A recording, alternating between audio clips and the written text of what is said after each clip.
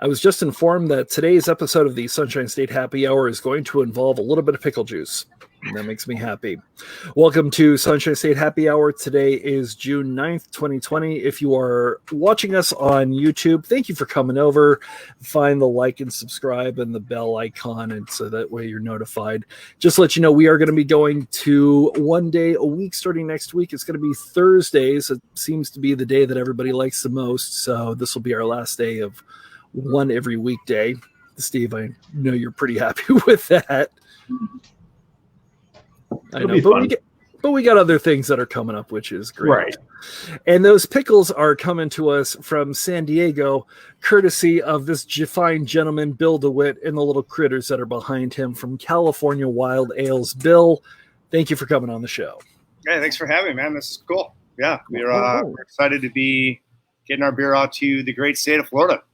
Yeah, and that's definitely something that I want to chat about, obviously. But in terms of the beers that you make, this is not the traditional come in and find a Pilsner, an IPA, and porter or stout kind of brewery. This is something a little bit special, if I'm correct. Correct. We basically take our wort, put it in oak barrels, and age it for about 9 to 12 months. And then during that time, it's got the Brettanomyces, lactobacillus kind of working on it, the Brettanomyces fermenting away, eating away slowly, and turning this beer into a kind of complex golden sours. And then we rack it onto fresh local fruit or spices or teas or things of that nature, and let it sit there for another additional 2 months, sometimes even 4 months. And I was telling Steve that it's very similar to a brewery that we have down here in Florida, Odd Breed Wild Ales, and their incredible brewmaster, Matt Manthe. This is not an easy beer to make. This is not a quick beer to make. This is not a kettle sour that you can turn over in a couple of weeks. This takes years at the minimum. Yeah, we find the minimum we like to go is around 9 months, and we'll blend that with some older stuff around 15 months. We have had some success with 18 months and older, but a lot of times after that, it imparts a little bit too much oak. So then I find myself blending that back out to get a nice balance. Excellent. And before we go any further, I do want to bring the pickle juice into this because you have something kind of special to the Rick and Morty fans out there. Go ahead and let us know what you are drinking. So we did this last year for Comic-Con. That's a big deal out here in San Diego. So we made ourselves a Pickle Rick beer using fresh cucumbers from my backyard, fresh dill from the backyard, some black peppercorn, and a little bit of Malden sea salt. So you get that really upfront dill on the nose from the fresh dill, and then the cucumbers, basically after about 9 months sitting in there, have basically pickled themselves. So you're left with basically a delicious pickled beer. That sounds absolutely amazing. Steve, I know you've got a particular fan favorite that just showed up in Florida. Oh, Allagash White. Oh, okay. It's one of my go-tos right now. Yeah, we just got it back in Florida after what? How many years has it been, Dave? It's been a decade. Literally a decade. Yep. Yeah, so what happened there?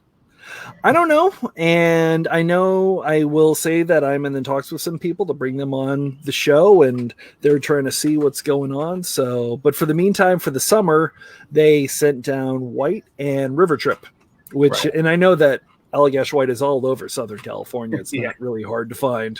To us, it's a special trip to Total Wine, and hopefully they have a case left. It's kind of funny. I actually split the difference between the two of you, and I'm going to Chicago. Finally cracked open my bottle of Coup d'etat Saison from Revolution. Nice. Yeah, those guys are making good beer. That's my hometown, Chicago. Oh, seriously? Okay. Yeah. Well, there are two liquids that keep showing up on the Sunshine State Happy Hour. One of them is Allagash White, because everybody talks about those. And if you're from Chicago, you will know this. Oh, my Lord. Little gem. Yeah. Everybody has. You either don't know what you know. You either don't know it, or you get that reaction. And it's funny that you mentioned. I like to give my friends whenever they come visit Chicago. We'll get a shot of that, and I get some funny looks after that one. Actually, it's funny. A couple weeks ago, we had one of the reps from Revolution Brewing on the show, and they had just released the Antihero IPA variation of Malort. Right. Huh. Yeah. Now, are aging it in Malort barrels? No. It's Malort that's made with Anti-Hero IPA. Oh, okay. I got you. Cool. We've actually done some of that. We've had some of our beer where it kind of, dealing with wild yeast and stuff like that. Sometimes you can have some barrels go bad. And we've teamed up with San Diego Distillery to send our barrels to them, and they'll turn it into spirits and stuff and, get it back out there. Interesting. Yeah, I was going to say, and how difficult is it working with these particular critters, especially you, like us, have a very tropical sort of climate. You want to make sure that everything is as clean as possible, but, sometimes things might get in. How difficult is it working with the little ones that you seem to have? Yeah. So, this guy back here is, let's see, that's Lactobacillus. And this guy here is our Brettanomyces. So those are the two of the three. We got another one over there. That's Pediococcus. Nice. So, but yeah, we basically our barrels have all been inoculated with Brett, and we'll clean the barrels in between each use and steam them. And the steam will kill everything living in there except for the Brett, because they'll hide up, a centimeter deep in the wood, and they'll crawl back out when that sugar comes back in there. So we usually pitch a little sack at the beginning to kind of kick the fermentation off, and then let the Brett come out and do the long, arduous work. That's amazing. Now, obviously, San Diego is well known for craft beer, and it seems like you can roll a bowling ball down the street and bang into at least 3 or 4 of them. Was it difficult to make the decision to really focus on this style of beer because there's so much else out there in San Diego, or were you really the first ones kind of deciding to go headfirst into this kind of the game? So I wouldn't say we were the first ones. There was Council and the Magic Factory and things like that. We are currently the only ones right now. And a lot of the other places also made, hazies and things like that. We just kind of took it upon ourselves to only make barrel-aged wild ales, sours, and mixed fermentation, which is kind of cool when you're in a world of IPAs to kind of set yourself apart a little bit. I'm just kind of getting into the IPAs now, whereas people were into them like 15 years ago. I was still kind of doing the lagers, pilsners, stouts, and then sours. So for me at the time, the sours were what I was really into and wanted to drink. So figured why not give it a representation, because it hasn't really been represented in the community. Absolutely. And unfortunately with sours, you get some things that, kind of like the Saison or a Berliner Weiss, where it's just a little touch of it. And then I've had some people go so far to where I've actually consumed raw balsamic vinegar, and it's not quite as astringent as some of these beers. How do you make sure that your beers are still approachable, but also complex and funky enough to get the crowd like Steve and I that really enjoys that complexity? So a lot of it comes down to the blending. When you're going through and tasting the barrels, we've got about 110 barrels now, just aging and fermenting in different stages. So we're by no means a huge brewery, but we like to take our time with things and just, elevate the craft a little bit. So we'll taste through 25 barrels and pick out, 5 barrels. This one has a little hint of higher acidity, and this one's got, a little bit more tartness. This one's a little more funky. And we'll go through and just keep tasting away until we find a blend that'll work for us, and we'll blend 5 of those barrels together to get that complex flavor. And then to make it approachable and things like that, we'll take the 330 gallons and break it down into 120-gallon batch, and we'll heavily fruit that one with blueberries. Say we'll put 400 pounds of blueberries in there or something like that. So you're getting a lot of that fruit characteristic up front, and then that complex flavor kind of balances all out. So, yeah. How much science did you really have to go into and learn while jumping into this? Because a lot of people don't truly realize that there's a very strong amount of biology inherent in brewing, especially when you're dealing with yeast strains as fuzzy and horned and crazy as the ones that you're playing with. Yeah, there's a lot of science. There's also just some learning curves. I figured out 50 ways not to do something. And it's the good thing is a lot of the things, if you do kind of go off the rails in one direction, you can backblend and things like that. So it's just constantly tasting and updating and making sure that the flavors are on point, at 3 months, at 6 months, 9 months. If things go kind of awry early, you kind of want to, if it's going to end up being an off flavor in a year, you kind of want to get rid of that barrel after 3 months. Otherwise, you're just barrel aging something that you're going to dump in 6 months anyway. So it's, and not having a lot of room, you want to make sure you're maximizing all your space. That and just pitching different yeasts as well. Trying to find the ones that work best. We've got a nice house culture that we use. Right now it's getting a little distressed, so we're looking to build it up a little bit more now. Excellent. That is amazing. Now, obviously, the reason why the Sunshine State Happy Hour was created and all these things, because we're talking about the current quarantine that we're sort of still in the middle of a little bit due to the coronavirus. Obviously, there's no way for that to have any sort of impact on the beer, but people aren't coming around as much and aren't purchasing as much, which means that I would assume that you're not brewing as much, or you're able to let everything sit and age a little bit longer. How has this sort of benefited or caused a negative impact on business, and especially the brewing itself? That's a good question. So what it did for us is it kind of forced us into some different avenues that we had been talking about, but kind of were, just kind of complacent doing what we're doing with the tasting room. So it kind of forced us to open up our online shop and go full speed on that. Luckily, I've got a background in design and web design, so we were able to kind of flip that switch pretty quickly. So we were online probably in that first week. But they also forced to look out to other small bottle shops and branch out the area. And then what it eventually ended up doing was have us looking into shipping out of states and looking into the ones like DC and Florida, where it was a little bit easier, where, there's not so much permitting or fees or cola licensing and things like that. So for us, in some aspects, it was a good thing. I don't want to say it's a good thing because it's a national pandemic, but it pushed us outside of our comfort zone, which eventually opened up things like being able to get our beer into Florida. Yeah, it's kind of amazing because you are in several states. Florida is one of them, so you have almost your entire line of bottles, if I'm correct, that you can ship here. What kind of process was that? Because I've spoken to other brewers that ship, and just even within the state, it's just a mountain of paperwork. So I would assume that you have to deal not only with state level stuff, but also federal level stuff since you're crossing state lines. Yeah, right. So what we did was we reached out to a company that's called Bev and found them through another brewery in town. And they handle kind of a lot of that for these states where there's not a crazy amount of paperwork, permits, and money involved. So like I said, like Florida, DC, those ones were relatively easy. And then other ones came about like Connecticut, New York, Alaska, Pennsylvania. I mean, it ended up being a pretty good handful of states. And we've seen some pretty good success with it too. I was going to say, is there any state that was just so much of a headache more than the others that you've been able to go to? I wanted to get into Ohio because I know they've got a really growing craft beer scene. I've got some friends over there.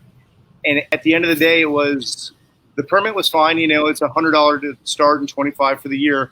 But then each product was an X amount of dollars, and then you had to get the cola labeling. So to put your whole library on there at $100 a label or something like that, it would have been another $2,000. And at that point, it's kind of not worth it. So we're going to kind of stick with the ones that have made it easy for us to get the beer to. We're a very small team as well too. With me and my business partner Zach and my brother Matthew. Primarily, we've got a few people that handle with sales and a few people who come into the tasting room, but primarily it's a 3-man operation here. So there's only so much you can do. That's amazing. That is amazing. Now, in terms of the actual shipping, how difficult is it to ship what is basically a live creature, and if it is brewed incorrectly, also a ticking time bomb? So we're pretty good in the regards that all of our fermentable sugars have fermented out. So say we've got our golden base. So what we typically do is we will barrel age our stuff for 9 to 12 months, golden, and then we'll put it on the fruit. So now as it sits on the fruit for 2 months, we'll taste through it, make sure there's secondary fermentation is done. and we will bottle condition it for another 2 months or so. And at that time, it's ready to go. No coldness involved. We're not shipping beers around like the Answer up in Virginia, where it's just a bunch of sugar on a golden base where you got to keep them cold. That's amazing. Of the beers that you have been shipping, excuse me, what are some of your favorites? We have a few on there right now. We had I believe we actually sold out of this one, but was the pineapple upside down cake, where actually took pineapples, dusted them with brown sugar, and grilled them. Put that on the beer, and then made homemade maraschino style cherries with simple syrup, cherries, star anise, allspice, some cinnamon, vanilla. Let that sit together for a couple weeks, and then throw that on the beer for another month. It comes out with kind of like a cakey deliciousness without adding any lacto. We haven't really used any lactose in any of our beers. But that was does lactose play nicely with the critters, or do the critters just leave it alone? Well, I mean, they really can't do much with it. It's non-fermentable, so it's just going to add that sweetness. But for me, I've never really enjoyed lactose in many of my beers, so I haven't even really played around with it in my sours. I kind of like the idea of the natural wild yeast, using the natural full fruit. We don't really use barely any purees. Mostly it's just fresh fruit. Sometimes we'll grill it and put it up, throw it in a big old hop bag and toss it on the beer and let it sit there like a giant tea bag. And I was going to say, in Southern California, you have access to some pretty incredible agriculture the same way we are here in Florida. I'm assuming that how locally do you try to source? Obviously not the stuff that you grow in your own backyard. But. Right. So I do actually grow some loquats, which is like a little stone fruit. Those are from my backyard.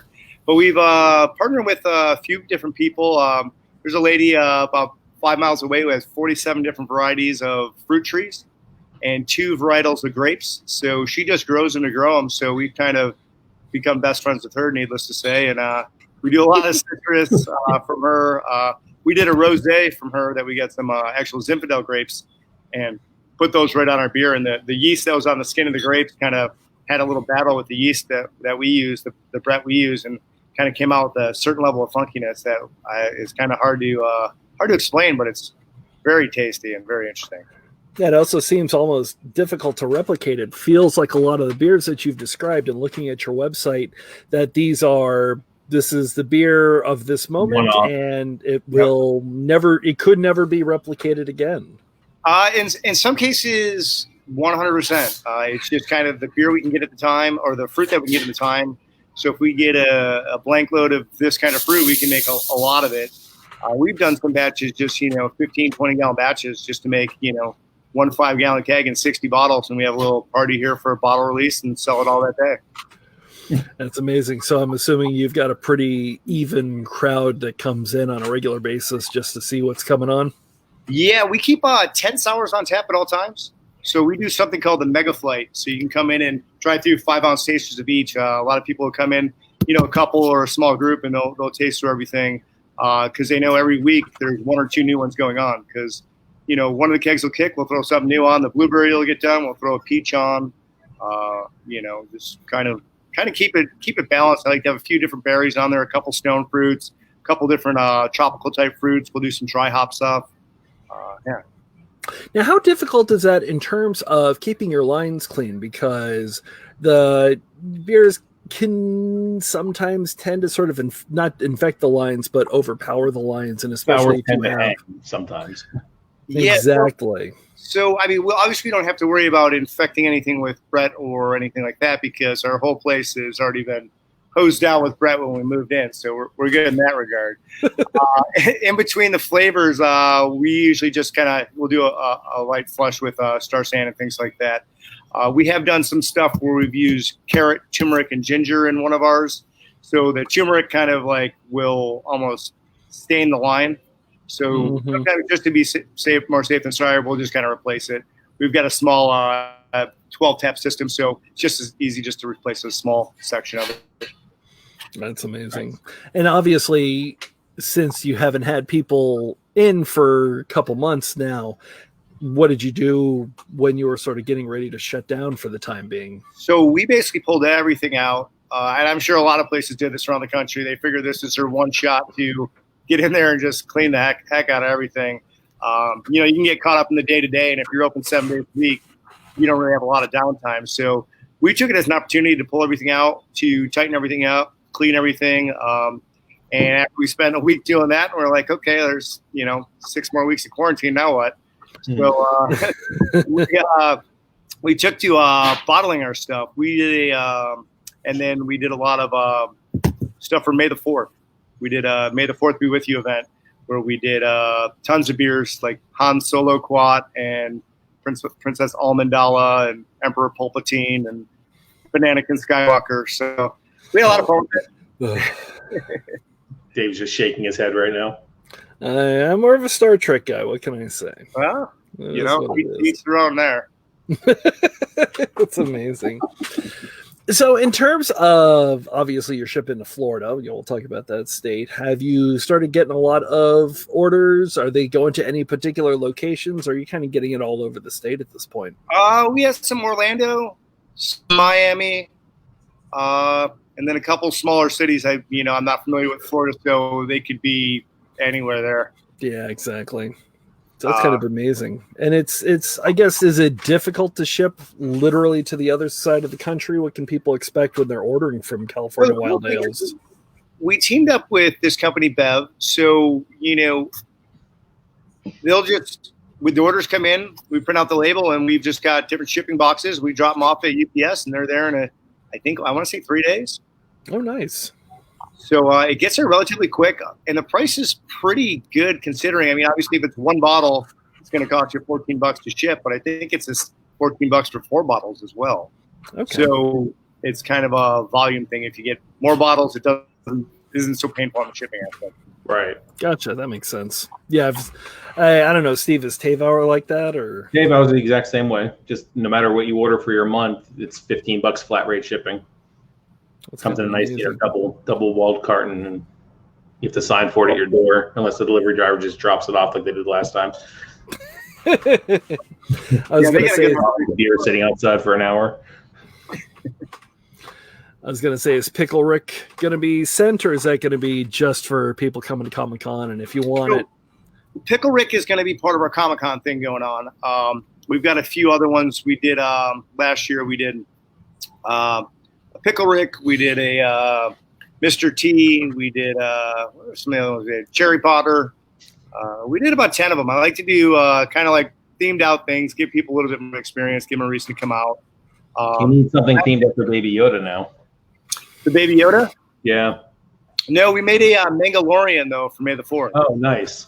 Yeah, so that was a mango and ginger with local honey. Nerds. And then we also had Mango Fett, which was mango with jalapeno. So. Nerds. More Star Wars nerds. All I have to say. William Shatner inspired beer. I'll let you know, Dave. Shatner? No. Oh, of course I'm a Picard guy. Everybody's a Picard guy. Picard is better. It's just as simple.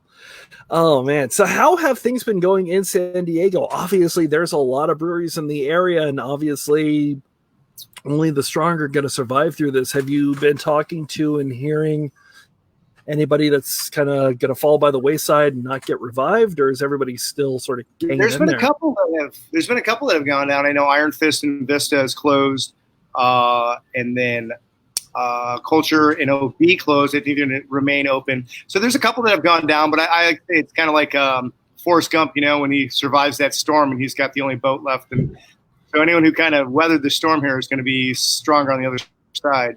And like I said, it just forces you into other avenues that you've probably been considering, but you didn't really need to, so you didn't do it. Yeah. No, I kind of like the shipping, correct? Yeah.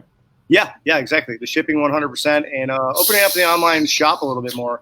I had the online shop built into the store, but I basically only used it for bottle releases, and it would be, hey, you're going to have 2 kegs of this and 100 bottles, free buy them online and come get them, Where this one was more, we had to open up a little bit of delivery, so we had delivering them out through local areas. Just kind of whatever you could do to keep your beer in front of people. Yeah, and I was actually going to say, because you have such limited releases, they will not be brewed again like the coup d'etat, I can go to Chicago and get that basically whenever you want to. Right now. Yeah. We have been increasing production to where we'll do like 30 or 40 cases of flavor now, where before we were sometimes doing 10, 15. So seeing that our online sales has picked up, we kind of want to try and hold on to some of that as much as possible. So if we can reopen and capture, obviously it's going to be probably 30 or 40% of that at the beginning. But if we can get back to where we were and then hold on to, 30 or 40% of this bottle online sale, I only think that could help us in the future. Right. No, absolutely. That makes perfect sense. And obviously any port in a storm, as you would say, I guess. So where's the best place to go to get California wild ales other than driving all the way to San Diego? Well, we have the online option, obviously, for people in Florida. I mean, I'm not going to expect you to drive 3,000 miles over here. But in San Diego, we're in, a couple dozen bottle shops. We're in a lot of different bars and restaurants. Now that they're opening back up, they're starting to re again. But Obi Noodle House and Ocean Beach, Pizza Port. I'm sure you guys are familiar with Pizza Port's beer. We're on Pizza Port OB. O'Brien's is a really big beer bar here in San Diego. So we just got a keg in there as well. Raised by Wolves is one of the top 5 cocktail bars in the country.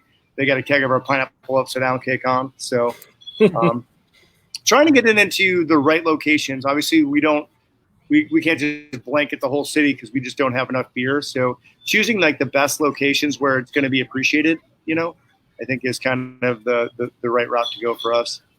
That's perfect. That is amazing. So thank you so much for coming on the show.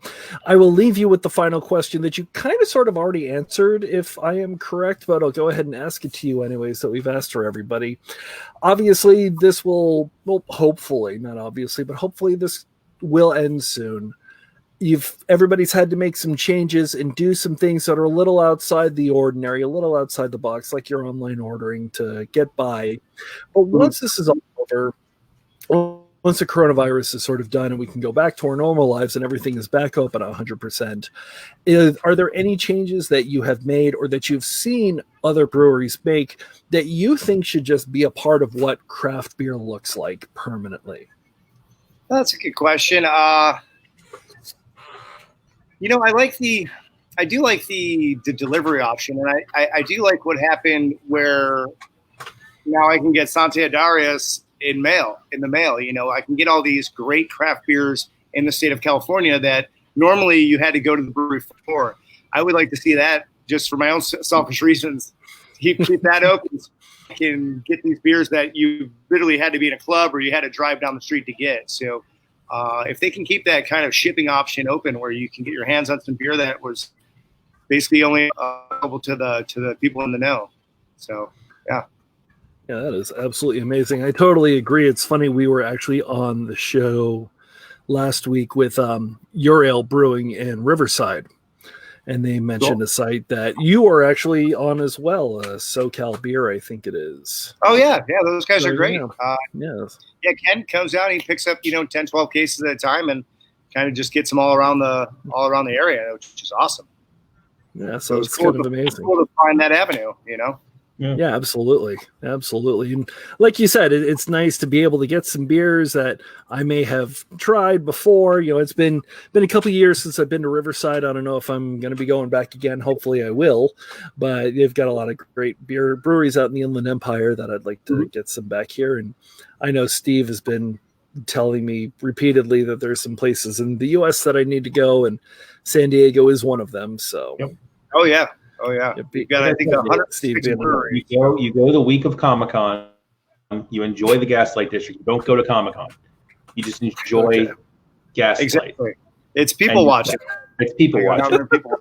Yeah. You will see the Enterprise walk down the street 3 or 4 times. It's amazing. And if you do want to come out and it's not Comic-Con weekend, I'd suggest the first weekend in November is San Diego Beer Week. Yeah. And that's when everyone puts out some really special stuff and has some kind of cool events. So that's a kind of a cool way to taste a lot of what San Diego has to offer. That's amazing. Yeah, it sounds like an absolute blast, kind of head on earth, really. So, Bill DeWitt from California Wild Ales, thank you so much for coming on the show. We really do appreciate it. Tomorrow, we are going to be back with Jesse from D&V International Incorporated. They are based here in South Florida, but they are the importer for a lot of Belgian beers that you know, especially the St. Bernardus series.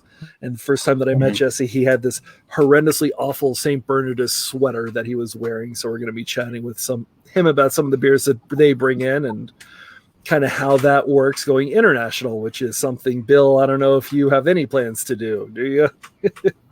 We got some stuff down in Mexico City right now, so we're kind of there. Yeah, there you go. Absolutely. Yeah. So once again, thank you so much. We're going to be back tomorrow at 6 p.m. Eastern. Hopefully you can find us. Hopefully we can get some of that Pickle Rick one of these years. I know Steve's going to drag me out to Comic-Con, kicking and screaming. Sure. And then they'll just talk about Star Wars all night, and I'll sit in the back being bored. Thank you so much for coming on. We will see you all tomorrow. Have a great evening. Bye. Cheers.